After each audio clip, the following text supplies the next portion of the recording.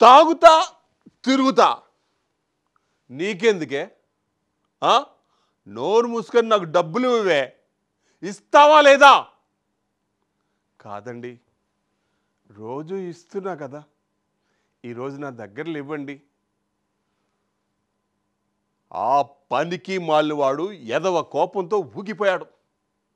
నాకే ఎదురు చెబుతావా? చూస్తా నీ అంతు, చూస్తానే. చేత్తో రాడ్ తీసుకున్నాడు, చంపేశాడు.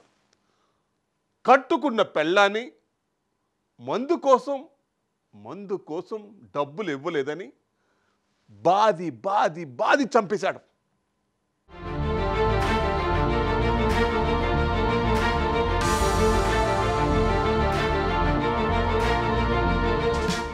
తాగుడుకు బానిసైన ఓ భర్త కసాయిగా మారాడు.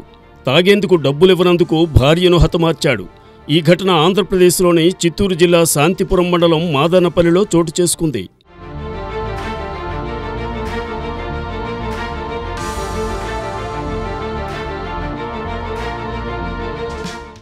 మద్యానికి బానిసగా మారిన భర్త మునుస్వామి రోజు భార్య దగ్గర డబ్బులివ్వమని గొడవ పడేవాడు.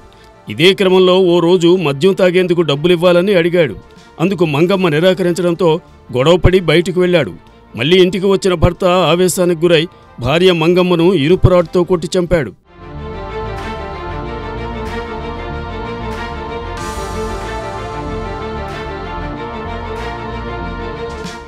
దీంతో స్థానికుల సమాచారం మేరకు పోలీసులు ఘటనా స్థలానికి చేరుకుని నిందితుడిని అదుపులోకి తీసుకున్నారు.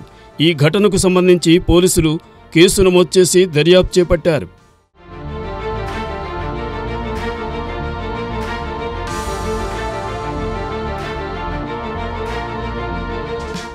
మంగమ్మని చెడిపోయిన మా చెల్లెలు వాళ్ళ భర్త డబ్బులు లేదని చెప్పేసి ఇనుము ఆడుతూ నిద్రపోయిన